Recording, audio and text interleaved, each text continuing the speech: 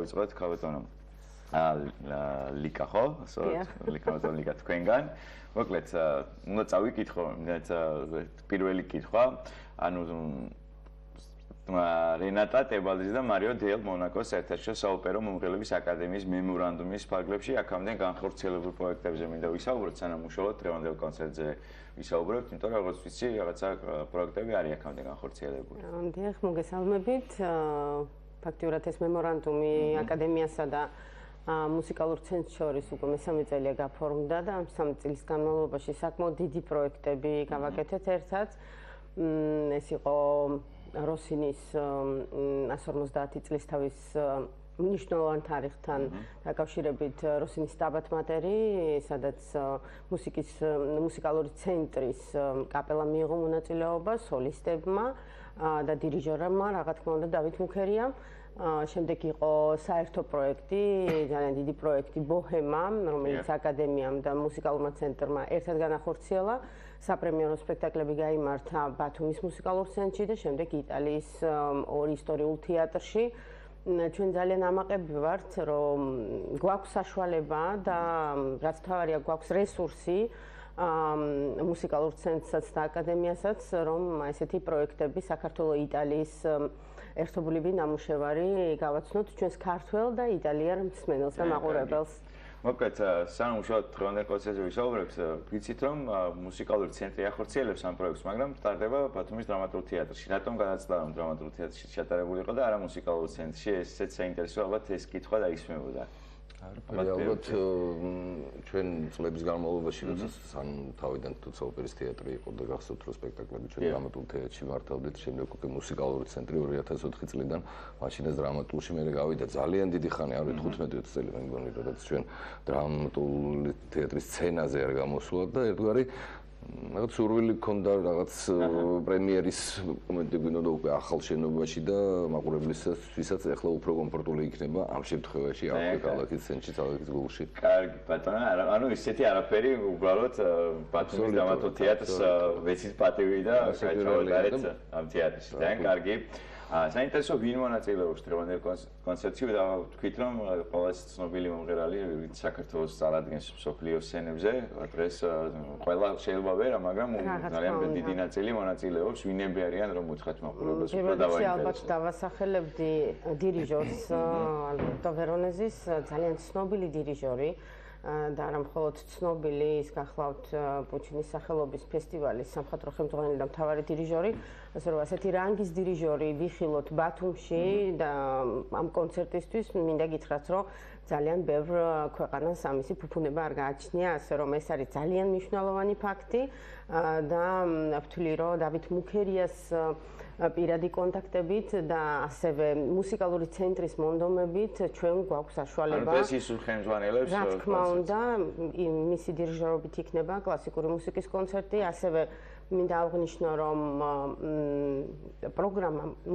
კონცერტის არის წმინდა კლასიკური მუსიკის ბაროკოდან თქვათ მე-19 საუკუნის კომპოზიტორებამდე ანუ შედგენილია და წარმოდგენილია ისეთი ნაწარმოებები რომლებიც ძალიან დიდ სიამოვნებას მიანიჭებს მსმენელს ასევე არის უვერტიურები ცნობილი ოპერებიდან და რა თქმა უნდა მიიღეს მონაწილეობას კაპელა არაჩვეულებრივი კაპელა მუსიკალური ცენტრის რაც შეეხება მომღერლებს სოპრანო გახლავთ ნინო ლეჟავა ასევე რენატა ტებალდის და მარიო დელ მონაკოს სახელობის აკადემიის სამხატვრო ხელმძღვანელი ზურაბ ზურაბიშვილი რომელიც პირველად წარდგება ბათუმელი მსმენელის წინაშე ის ქართველი ტენორია რომელიც ძალიან ადრეული ასაკიდან მოღვაწეობს ევროპაში და მე ვთვლი რომ ესეც ძალიან დიდი ფუფუნებაა რომ ის დღეს ჩვენ გვყავს ამ კონცერტისთვის მსოფლიოს ნებისმიერ წერტილში იწვევენ მას და ძალიან ცნობილი ტენორია საკმაოდ რთული რეპერტუარი ჩამოიტანა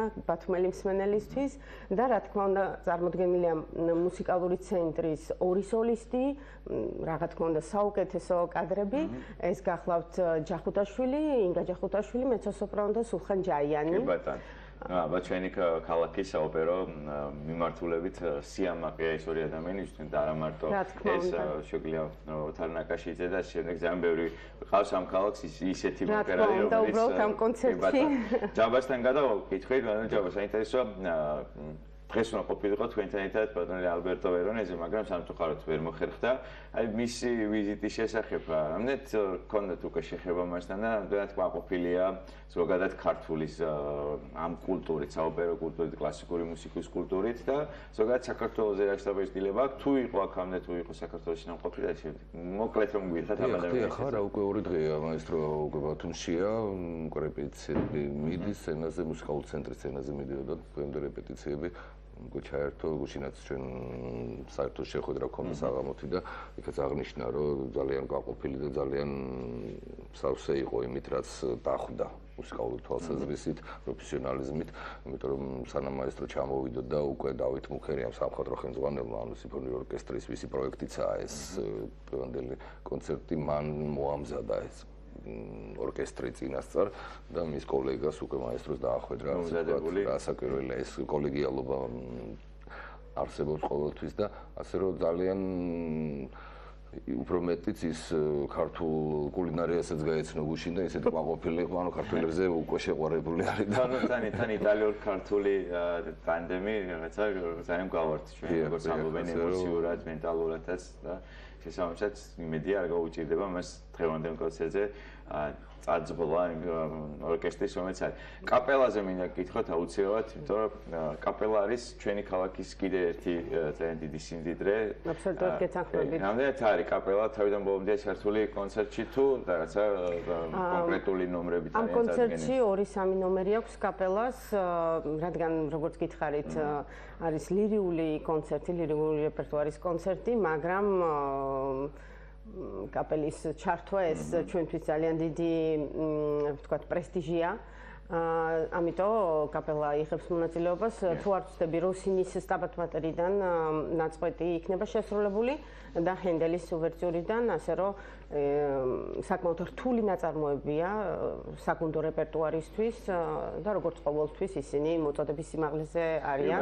გუშინ მაესტრომაც აღნიშნა ეს ფაქტი, არის კიდევ ერთი ძალიან კარგი პრეცედენტი, იმიტომ რომ ჩვენ საერთო პროექტებს როცა ვაკეთებთ, ყოველთვის ვცდილობთ რაღაც დეტალი, რაღაც განსხვავებული შევიტანოთ ხოლმე, ამიტომ ამ შემთხვევაშიც ამ კონცერტშიც, როგორც წინა კონცერტში, შესრულებული იქნება უიშვიათესი ნაწარმოები რიმსკი-კორსაკოვის მეფის საცოლე, რომელიც ფაქტიურად ორკესტრთან პირველად სრულდება საქართველოში, დიდი თეატრიდან გამოვითხოვეთ პარტიტურა, შეასრულებს სოპრანო ნინო ლეჟავა, ასე რომ აი ესეც იქნება ძალიან მნიშვნელოვანი, რომ პირველად მოვისმენთ ორკესტრის შესრულებით, ორკესტრის და სოპრანოს შესრულებით ამ ნაწარმოებს. მოკლედ, კიდევ ერთხელ დიდი მადლობა თქვენ ვიყავით ჩვენთან ერთად. კიდევ ერთხელ შევახსენებთ მაყურებელს დღეს 17-19 საათზე ბათუმის დრამატულ თეატრში კლასიკური მუსიკის ჩემი აზრით დღესასწაული იქნება. ასე რომ ყველას და მე მგონი ოპერა ძალიან და ზოგადად კლასიკური მუსიკას უხდება ბევრი მაყურებელი და რაცა ეს მუხტი რაც ჩვენს ქალაქში არის. დიდი მადლობა კიდევ ერთხელ ვიყავით ჩვენთან ერთად და გავდივართ შემდეგ თემაზე.